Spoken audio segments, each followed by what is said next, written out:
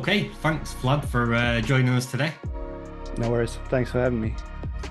No problem. It's great for you to be here. So let's jump in with this first sort of area of discussion. And obviously, AI is a massive hot talking point at the moment. A lot of people know what AI is to a certain degree. A lot of people think they know what AI is. I guess to begin with, do you want to sort of go into just break down what the good side of AI is and what the sort of scary, negative, dark side of AI looks like? Sure.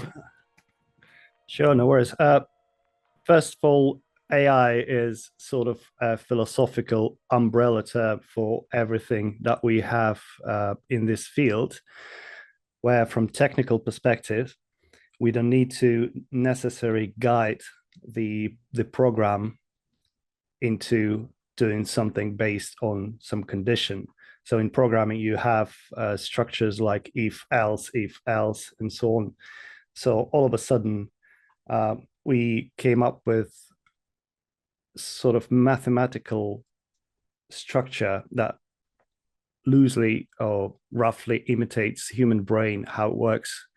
Like we can adjust the weights within our structure and get some results.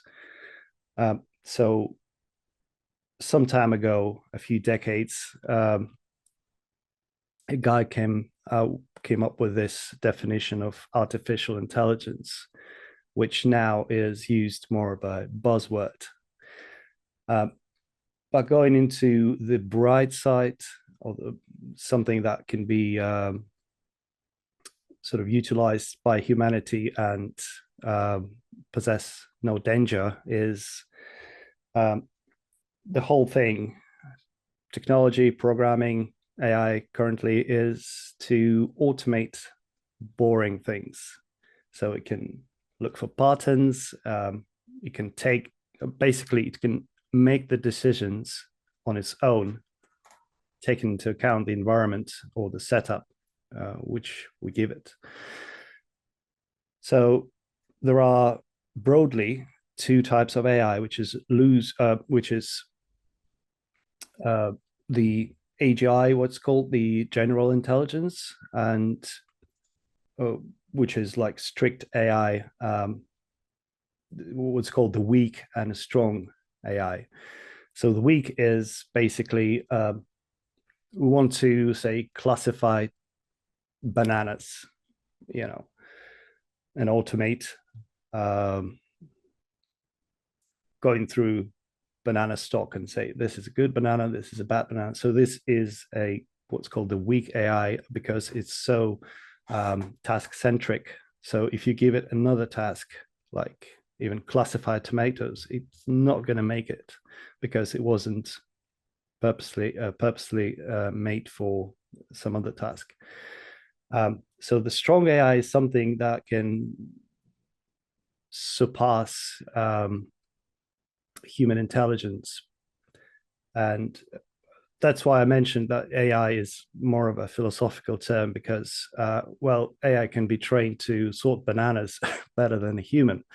But it's not going to apply this necessarily to some other niches.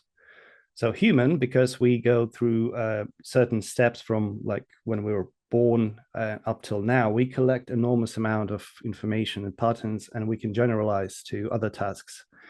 And currently, this strong AI lies within science fiction, because if you understand the machine learning, we give it input, some witchcraft happens, and we receive output. Then we correct the structure that is within it to get a better output. Everything that happens inside is just matrix multiplication.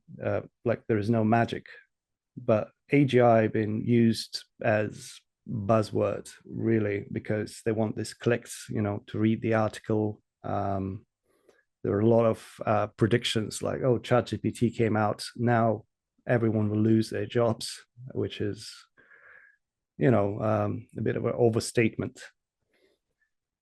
The dark side of AI is, of course, how we've been pointed to the direction that AI will take our jobs. No.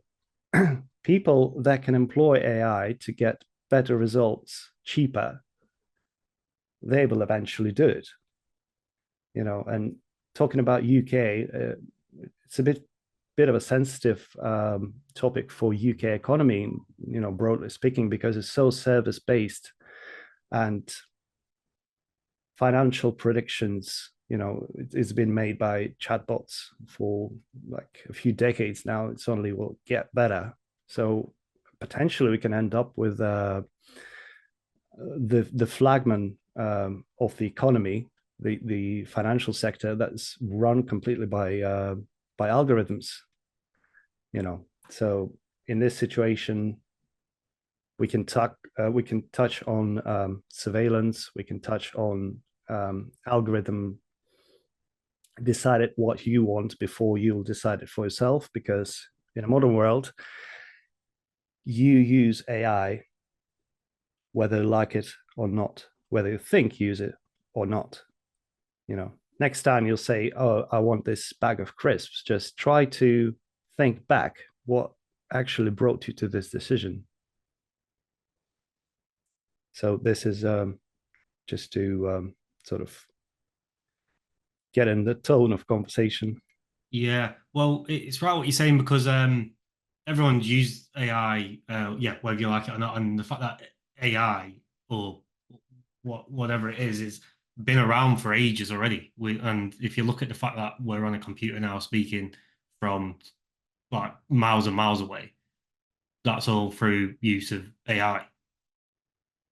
Yeah, that's correct. I mean, humanity was obsessed with playing God for a very long time. Like, can we create artificial life that we actually like created from scratch by ourselves without the magic of nature or whatever? So yeah, from ancient legends about golems to even Pinocchio, it's basically a wooden doll that's been made into something that can talk, something can sort tasks, and so on. So I think this idea was with humanity for a very long time, and now we just have computers that can imitate this, but we don't have robots that can literally do general stuff like in iRobot with the latest movie. We had companions that are able to basically live with us as assistants. So we don't have that yet. How far away do you think we are from that?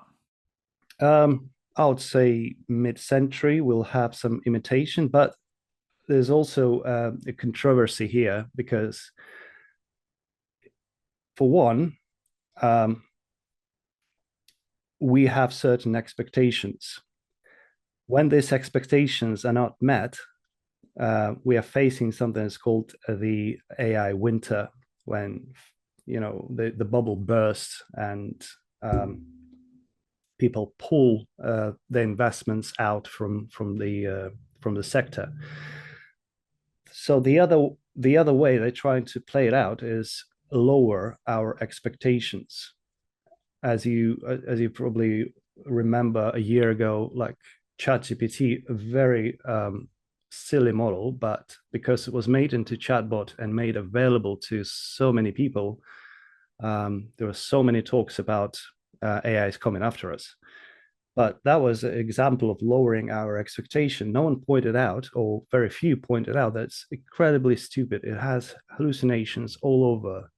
To talk about ChatGPT as something that will replace someone, it was not right, because you don't take the whole complexities of the subject.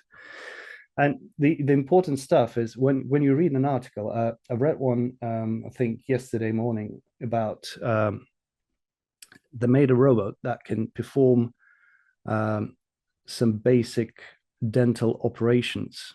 So a robot dentist, and everyone like, oh, dentists will now lose their jobs. But thing you forget, like how this the whole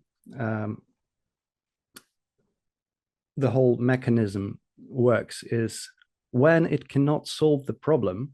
Even remember with the customer service chatbots, when it cannot answer your question, what does it do? Refers you to a Yeah, it calls a human. human. Yeah.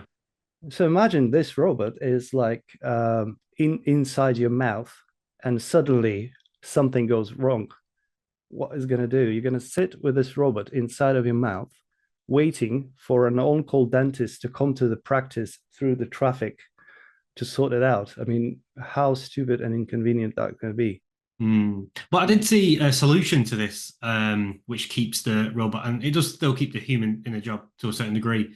But if the robot ever hits a roadblock where something's happening which they can't do, then the dentist could be on the beach somewhere, could remotely log into the robot through VR or whatever, and be able to just sort of take it over manually. But it's still the robot who's doing the job. Yeah, as long as there is a human in the loop, there is no AGI. Honestly, there is a good phrase I would want to finish this podcast. So please remind me. There's a good concept, but yeah, at the moment, as long as there is human involved in building it, supporting it, and correcting its mistakes, no chance. So how you see it impacting the job market? Would you say it's a similar approach to when the internet first came out or Google first got released? Everyone back then, I didn't personally live through it, but everyone back then had the same sort of horrors of it. Right, like, this is the end. This is going to take over everything, as they're now experiencing with AI. But yeah, the computers gave us all sorts of new, different types of jobs, which has then actually helped technology and humanity move that extra step forward because we've had the assistance of the computers. Yeah. I mean, again, going back to the ancient times, remember, even in like medieval times, the families were bigger. So having like 10, 20 children was normal because A, everything was manual labor, and B, the medicine was not existent. So a lot of them will eventually die. So to do the job, you needed a lot of people. Then in England, pardon, the Industrial Revolution came, and a lot of people were made redundant basically by the machines. So it was a slice of the society that was literally just thrown on the street. Then the computers came again. The manufacturing was shifted towards more sort of cheaper labor countries. So that was another slice. Some people have turned into freelancing, I don't know, the image makers or copywriters. Now, this is another slice of the humanity being cut. For example, I'm using DALL-E to make my thumbnails for the channel. Well, before it was a guy actually who made me my thumbnails. So I think, yeah, there will be more and more slices of society that will be left out from like a new economy. What they're going to be doing, I'm not sure, because in the past, say, there's a like you not having enough harvest meant that you could possibly go to the city and get like a factory job. But right now, I think I think there will be some reverse back to farming and stuff that still needs a lot of human labor. But yeah, possibly the more advanced the society becomes, the less fertile it becomes as well. Like less and less people are required, and because the economy is now changing as well to this concept, to the very concept like having less than 2 kit or 2 kits max. I think this is where we're heading. Yeah, because with jobs like copywriters or image designers, if when the initial industrial revolution happened and people left farming and went into work into factories, that's a low skilled job and didn't require any real knowledge or experience. You could learn it on the job. Whereas if AI was to replace copywriting or graphic design, and then they wanted to look for a job in, say, becoming an AI developer, like, you need years of experience and knowledge to be able to move into that industry. You can't just fall straight into it. So it's not an easy transition for people to just then get a job that's more advanced. Yeah, I think some will fall back into, like I said, maybe farming, carpentry, the trades job that don't have, and I don't think will have replacements. But Because there's AI been with the trades jobs, it's those jobs are sort of not in demand anymore. A lot of people are leaving school and college, going to university and getting a desk job or an office job and not being pushed into the trades. Whereas back in the 80s and 70s, a lot of people were moving into trades and not really going to university. So it might be sort of a natural shift back into those roles once AI replaces the admin and the easy sort of jobs that can be automated. I think so, yeah. Latest trend, once again, I've read recently, was that Zoomers are disappointed in office jobs, and there is a trend taking a factory job.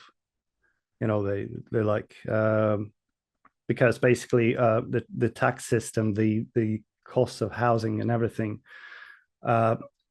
basically equalizes them. Whether previously you have an office job, you have a nice warm office and good stable income. Right now, everything is like flat. Whether you are welder, whether you are like packing corn or doing the marketing job, it's more or less, there is no like there's no substantial income difference that will basically set you apart. Yeah, that's actually very true. So with the advancements in technology, what do you see the biggest problem being with it being sort of the obviously like Google, Amazon with the cloud software, all of the big corporations are the ones who have the most sort of control over the advancements of technology at the moment, and people sort of lower down in the sort of chain of power, so to speak, don't really have much control over the way it's going and the way it's headed. What's the sort of biggest problem with these corporations having that much control over such a powerful technology? Technocracy. It's when they control everything, but you remember what Google used to say? We like about YouTube in particular, we don't have control around our algorithm. Our algorithm decided, on its own. But recent stuff when they've been involved like in politics more than they used to, perfectly showcase it, and that they actually removed their famous phrase "do not harm" from their memorandum. Was like, all right, so they are transitioning to something.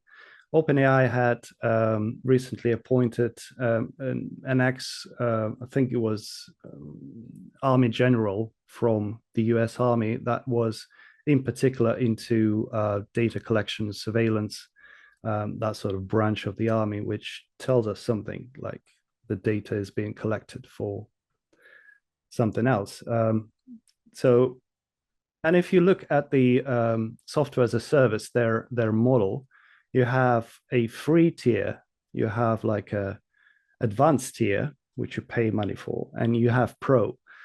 So I believe the society will be split into this very software as a service tiers. There's a free tier when you are the product. Then there is advanced where you are the product, but you also contribute from it. And pro, where you are in control, but we still monitor you. So, and I think the price will not be like $100 per month. I think the price will be your life habits, your stance in the society, and so on and so forth. Well, yeah, that backs up. I totally agree because the way I'm looking at it, everything's turning into a subscription model. You've got your cars are now on subscription. More people are now renting properties than getting a mortgage because the housing market is just getting worse and worse day by day. Then you've got your Netflix subscriptions. You've got your food subscriptions for your Just Eat or your Uber Eats or whatnot. So yeah, HelloFresh. So the way it's sort of you can see it headed is depending on the role you play, so the job that you've got, let's say you get a 25K job, instead of getting paid for that, you'll be put onto a sort of a subscription, which gives you, you might get like, not, you might not get the premium version of Netflix, you just, because of your job role, you'll only get the standard version of Netflix. You'll get a 2-bedroom flat and everything will be sort of filled in for you based on what that so-called income is. And if you get a promotion, it doesn't mean you're going to get more money. You might be able to upgrade your car subscription. You might be able to upgrade your property. You might be able to get a small townhouse instead of the flat, and then so on and so forth. That looks like, just with the way everything is a subscription service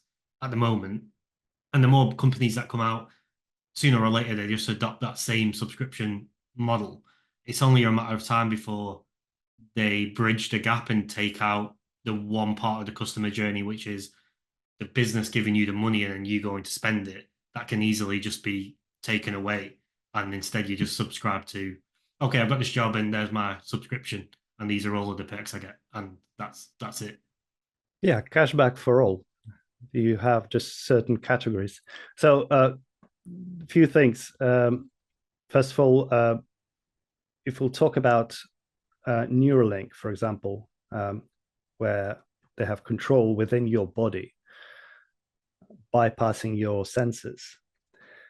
While before they have to persuade you through your senses for your what's called the bullshit filter that, you know, to have some impact on you. Now they can bypass it.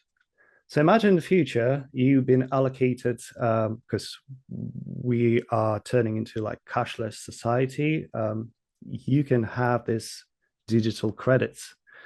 And as a cashback, you can only spend them on so many products.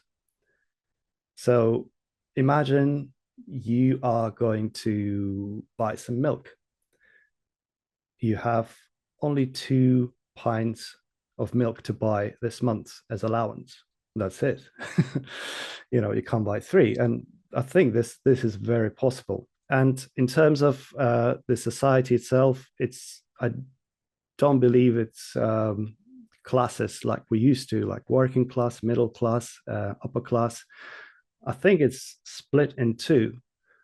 The asset holders. So if you have assets, even if you've been, say, a cleaner for your whole life, but you manage to buy 2 houses, you're going to be richer than an engineer who is programming Midjourney. And the second part will be those servicing all that, and they will be getting these credits. I think this is where we're heading. There's a lot in the news at the moment, or like especially the alternative news, about central bank digital currencies, programmable currency, which if that does come into play, and when that comes into play, then it's 100% feasible. This thinking of you can only have 2 pints of milk this week, and the government will 100% know if you've bought them 2 pints of milk or not. Yeah, definitely. It's going to be a plan economy. Like say, we cannot produce more than 2 pints of milk per person that is allowed to consume milk in our country. Therefore, we'll restrict them to this amount. With I was just talking about, we touched on Neuralink just before. Where is that headed exactly? Do you think that will become the norm as carrying a mobile phone in your pocket is today? Do you think it will get to the stage where if you haven't got the Neuralink, you're not going to be able to get a job that you want because it's going to get way too competitive? I'm not sure about the jobs, but I think the humanity will be sold on this idea and it will buy it 100% because imagine controlling something with your brain. The whole idea of this myth about telekinesis is like moving stuff with your own will. This is possible with technology. The whole idea of humans flying like birds, this has become available to humanity through the technology and all that stuff. So I think we'll be more like cybernetic in the future, in next century, definitely. Maybe Musk will be still alive. Who knows? You know. Yeah, he could technically be alive forever the way he's going. He could live. Yeah, it might not be the same Musk. It might be like a second generation cloned or whatever. Yeah, But version two. yeah, I mean, even uh, people being obsessed with like having a credit card built in their body, like somewhere in your hand. A Neuralink, if it potentially can connect to, let's say, in a metro, you're in tube, you can just say, "Open me the gates," and they'll open. That is again coming back to AI being philosophical term. That is so in line with historical humanity expectations, like being magicians, being having some superpowers. This is all the tales that are being retold to the generation after generation, just changing the shape a little bit. So with where the technology is at now, up to my knowledge, I know that, and I don't know much on it, but with quantum computing, that's going to be what pulls AI or technology to that sort of elite level. What do you know about quantum computing and how important is that to this technology journey? What I know is, again, not much. It's not my field of expertise. I just know that it has a strong base. It might not necessarily have a strong application at the moment. So I think when the next slump in AI expectation will happen, people turn to something else. This might be quantum computing, but again, it takes enormous amount of money and energy to develop something like it. It's not like AI. You wrote a PyTorch program, and hey, you can like be proud that you're a part of AI gang now. Yeah, it takes even more expertise. Hmm. So what is it that got you into the field that you're in today? Well, I used to be a big fan of Isaac Asimov when I was a kid. I used to read his books. I, Robot was particularly, I think it was one of my favorite books when I was a kid. And I thought that AI will progress and it will be an interesting field to work in. There will be a lot of hype, of course, but there will be a lot of money. And you can literally build, with the current technology, you can literally build a lot of fun stuff that can be monetized quite easily. And if you look at the regions that are currently developing, like for example, UK have recently under new government they ditched tech and AI investments. While if you look at let's say United Arab Emirates, they are planning to invest $100 billion into the AI. And I think this may be a little tilt towards the regions that can bypass this industrial revolution, like a phase, and straight go into this AI phase. Because, I mean, why not? NVIDIA can supply the same server clusters that they can supply, say, someone in America or in the UK. And having enough money, they can attract specialists. I've seen job ads coming, like popping up in LinkedIn for AI engineers in Arab Emirates, and it starts with like 100K per year, which is good, but they also have no taxes, which makes it even better. So it is the same as the Silicon Valley could attract a lot of brains after World War II and after USSR collapse by providing better conditions. So maybe now it's shifting towards. The recent study was that in United Arab Emirates and India, the percentage of AI involvement, or the way businesses demand AI to be built into their processes or products, is in like 42 to 50%, which is way higher than it is in US and the UK, and of course Australia. So yeah, I believe there might be a tilt. So do you see a shift in, because of this, do you see a shift in global power moving more towards the East, Asia, Middle East and India? What you defines as a global power, if AI is, who's got the best AI is the global power definition, then yes. But the same as with oil, Venezuela has got, I think, the biggest oil depositories in the world, but they're still poor. So I think that it depends how they're going to play it out, because the whole world currently uses ChatGPT. How many of them know about models developed in United Arab Emirates? They exist, like Falcon 2, very reliable, good models. But how many users do they have?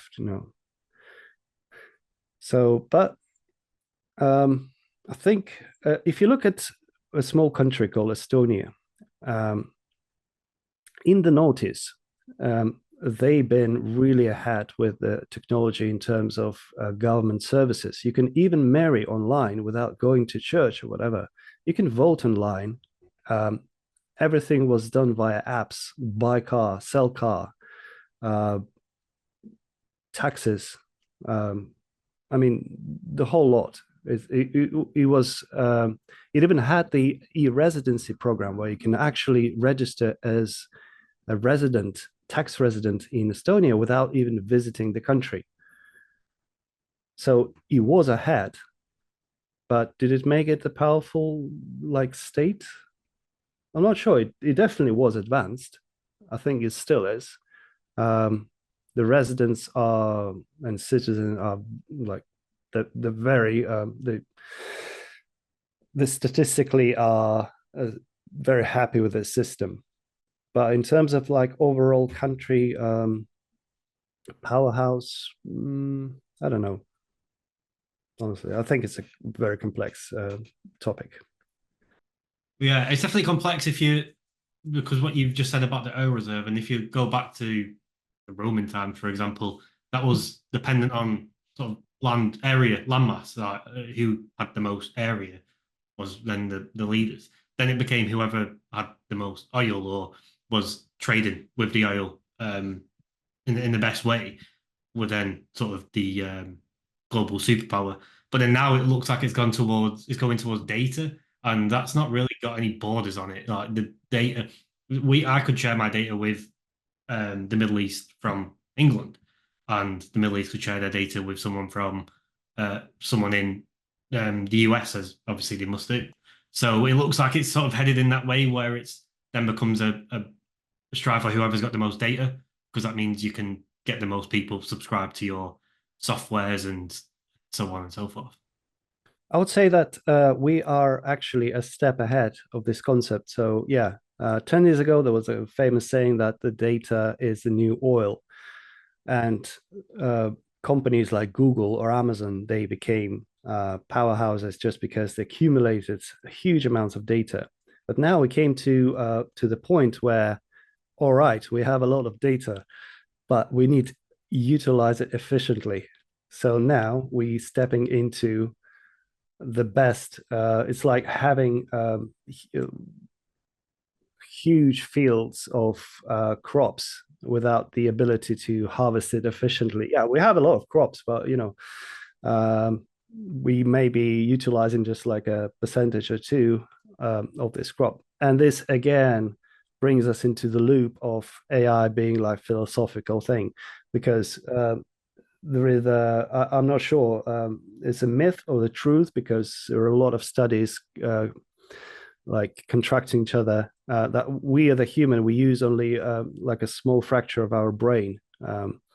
And this again true with the data. We have a lot of data, but we need to learn how to utilize like 100% of it being like so efficient. And this is where AI comes in, and it offers something we couldn't achieve before. Like, I mean, writing an algorithm before was really an adventure, because you have to come up with a heuristics, like a set of rules, how we do certain stuff without controlling it directly. Now you can perhaps just load it somewhere and get some output. So yeah, if in this sense, utilizing the data with AI will be a next like a powerhouse for anyone, then yeah, probably there's countries that organize it better. We keep forgetting to mention China, that has a lot of population, a lot of AI advancements, very close in terms of technology, like say the environment. So it's a very close environment. They don't even have YouTube. Yeah, they have their own. What happens there? No one knows. But there was a reason why so many students from China are coming over to, say, UK. Like 70% or 80% of the faculty was comprised of them, So they came, they returned back, most of them, and they brought knowledge with them. So, yeah. Yeah. But one thing with China and the surveillance that they've got over there, with their sort of, that's their journey of AI. But it doesn't seem like we're too far off it. Like I've seen, obviously, with what's happening in the UK at the moment with the protests and the riots, I've seen that it's on Keir Starmer's mind to bring facial recognition drones into the UK. How do you see that play now? It's actually not in Keir Starmer's, it's in his mentor, the Tony Blair. So he's into having this digital ID and stuff like that. But surveillance drones, I think the UK is so behind on technology. Honestly, if you'll try to search, they tried to develop systems for NHS for a very long time that would be efficient. They tried the London ambulance AI to use it there, and I think it's a bit behind. If he will bring these drones, I think this will be a massive flop, because they have to use foreign technology, most likely American, meaning they're not going to be in control of the data, and it's definitely possible, but I don't think they have the will and the money to do it. And then again, okay, you'll collect a lot of data. What are you going to do with it? What was the latest big neural network released in the UK? I mean, we've been promised Brit GPT. That never happened. In the previous government, the guy who was in charge of the AI policies was not really successful in the government either. It was a quasi-Kwarteng, the guy behind the small budgets. So you can imagine how the AI was governed back then. So yeah, if that will happen, that will involve bringing foreign companies on board. And the same as, it's a recurring pattern. The recent scandal about the nuclear submarines that used software developed by Russians and Belarusians, that is a big thing. I mean, it's like, did they pursue a bigger margin on their product, ditching the national security? So a lot of these silly, stupid decisions, that'll be a flop, my prediction, if it will happen. What's your thoughts on so these technologies are great, but they can be used in a way by the powers that be in a way to surveil and control the populace. What's your thoughts on using these technologies, like having everything open source and decentralized as much as possible? Well, you still need to run them somewhere. So you're probably going to use the same servers that are used by the government. So can they get access? I don't know. Probably they can. Open source models are great advancements in this. But there's also a threat. For example, in darknet, they constantly come up with some GPT models that can write phishing emails, for example. But honestly, if everything going to be locked up, then they're going to be defining who's got the access. If you'll have a lot of open source, then this will motivate young people, especially, to get into AI. So this is, again, the question about not the protest, but being in opposition to the centralized thing. So yeah, I use open source models all the time, as well as the proprietary models. It just depends what you want to achieve. If I'm building something of my own, I'm not using OpenAI API.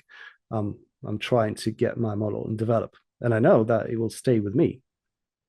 It's just going back to what you was saying about the Far East and the fact that I find it fascinating what you said about them they're able to bypass the Industrial Revolution.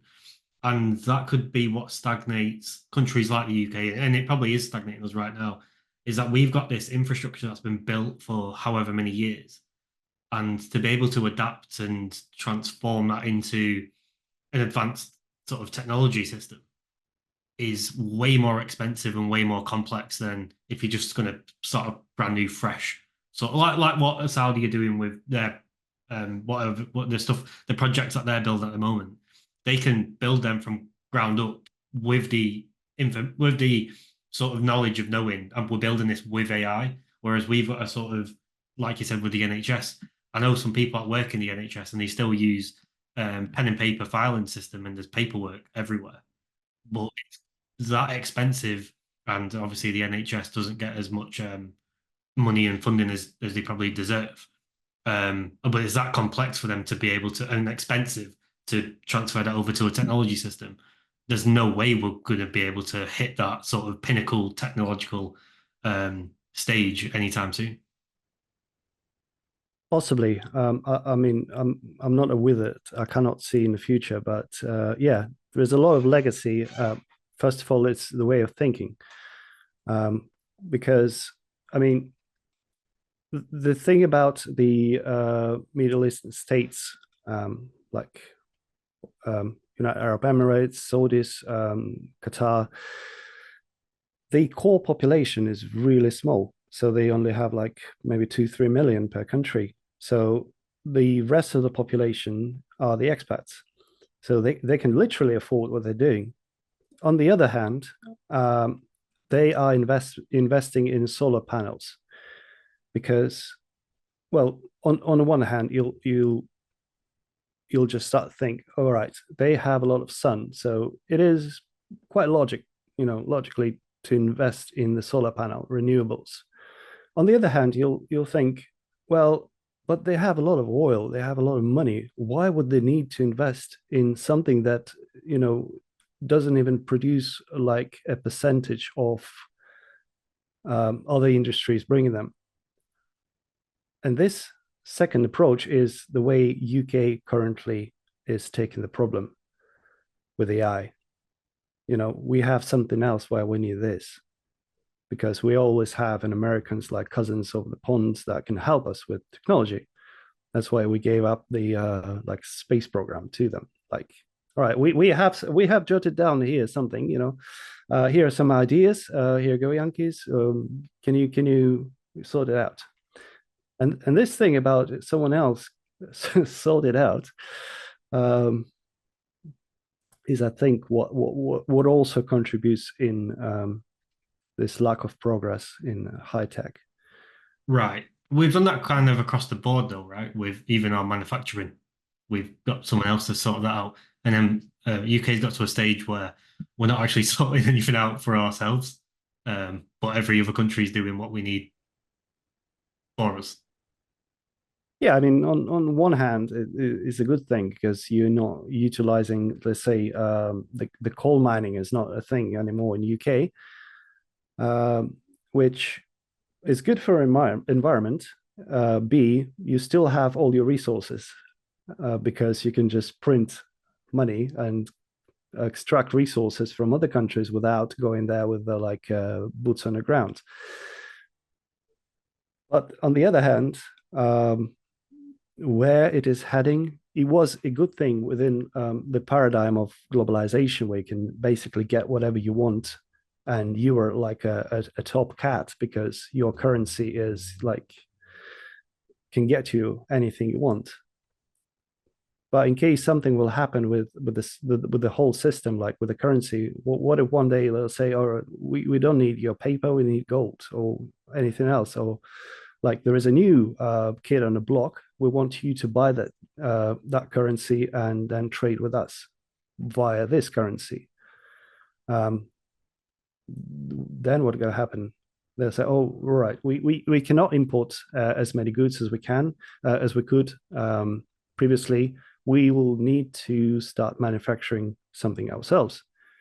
But building factories is one thing, but then you have to train the population how to work there. And I think the whole thing with the substitution, the local population not exactly willing to take the low paid jobs, is again matter of, I don't know, the post-imperial pride or whatever, but what you're going to do instead. So I think there should be a rebalance, honestly. We've sort of taken some leverage out of ourselves by deploying it all overseas. So if they do ever change currency, we can't just print money at that stage to be able to masquerade the problem that we're experiencing. And by that point, because of the amount of debt, we're not going to be able to just build these factories, hire these employees, train these employees. That whole transitional period, if it was and when it is going to come, will mean that we're stuck in a zone where we're like, well, we don't have, time's no longer on our side, and obviously now the finances aren't on our side either. Yeah, and everything points to this problem, like the housing. If the housing is too expensive, that means there will be no families that can grow and produce new population. If you cannot move into the city where you've been offered your job, like your dream job or whatever, or something that aligns with your skills, just because you offset your expenses to live there and your profits. That means that profit-driven people, this is how we actually raise people from school. Like you have to think about number one. Well, actually not gonna be moving there, not gonna be contributing to the whole industry. And I think that this is kind of sad because there's a lot of missed opportunities just because of a certain greed when it was discovered that we can actually print money without thinking, like basically stealing from the next generation. And then there are a lot of battles currently, like boomers are blaming Gen Z that they don't want to work, like we did in the factories, but they don't want to look around and see there are no factories. The job they will get is not as profitable as it used to be.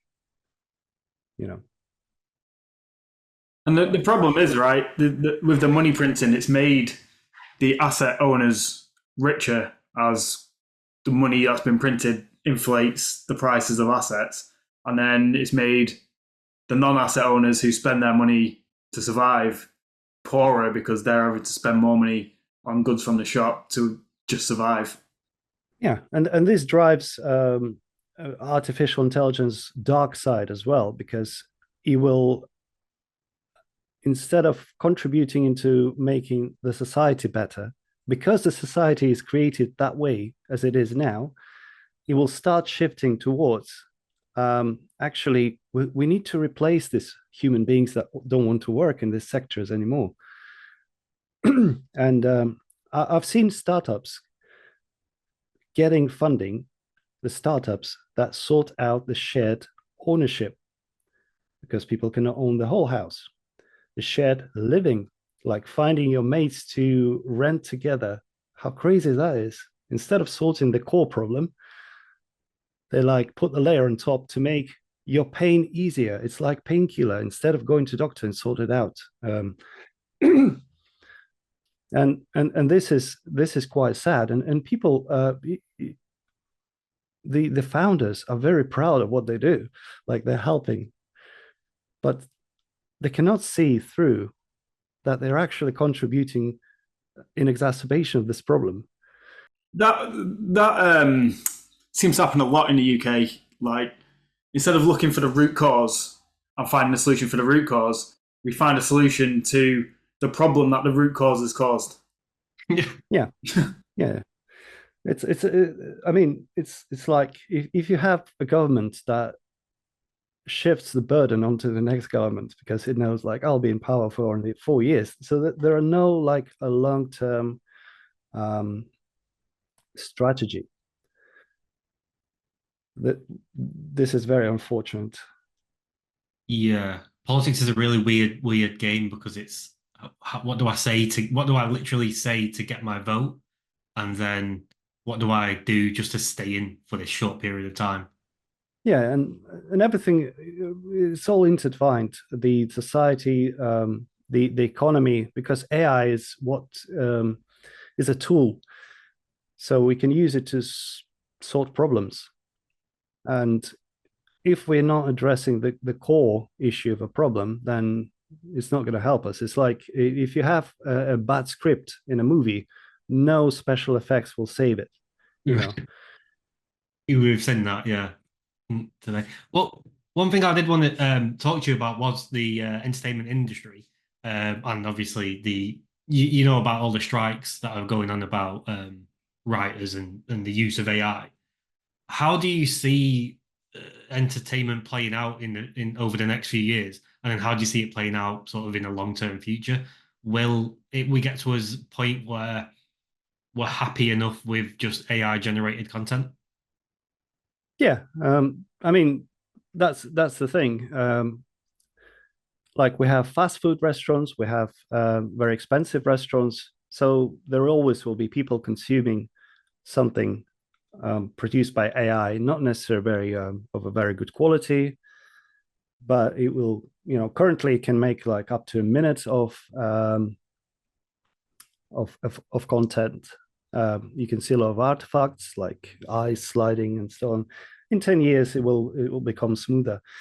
And yeah, definitely. I mean, on one hand, is great. You can list the actors you want to see in a movie. You can like write your own script and seeing it, comes live in front of you. But on the other hand, it will just litter internet. So there is a dead internet theory that's currently spinning up, but it will make things even more um, obsolete. Like, why would let's say why would someone go into a film industry, spend a lot of time like on sets, if the outcome, the audience that they used to serve is not there anymore? It's you can literally produce their own content.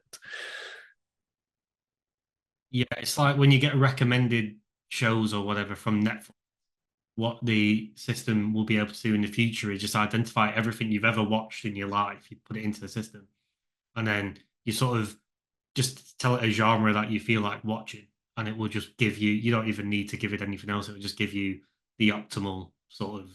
Like if you want to watch a comedy, it'll give you the optimal comedy that it thinks you'll like based on all of your past history of viewing. Yeah, definitely. I mean, imagine if Musk will decide to serve ads in Neuralink.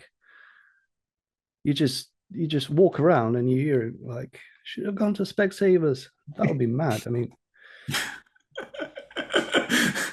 Yeah. Well, it'll be even like more precise than that because it'll be like you're walking past a Specsavers and it would just get your sort of subconscious and your conscious both thinking, I'm due my eye test. And then just you'll end up naturally just navigating yourself into Specsavers and walk out with some new glasses. absolutely. It's like I have 80 pairs of glasses, but I still want another one for some reason when I'm passing Specsavers.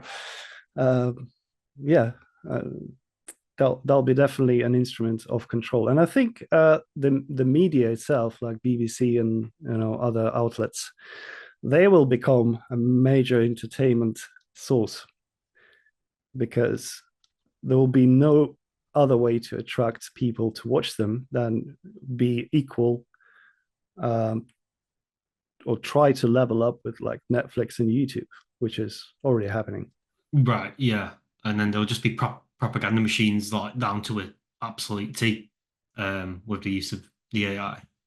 Yeah, yeah. I mean, imagine listening Nigel Farage on repeat in your brain. That would turn you mad.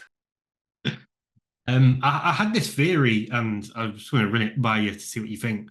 So, if it is Elon Musk that provides the neural link, and let's say Bill Gates has a different one, and then Google has another one, Jeff Bezos has another one, and so on and so forth.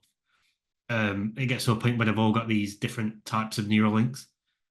Would it not turn the founder or the leader of that company into a godlike feature some point down the road?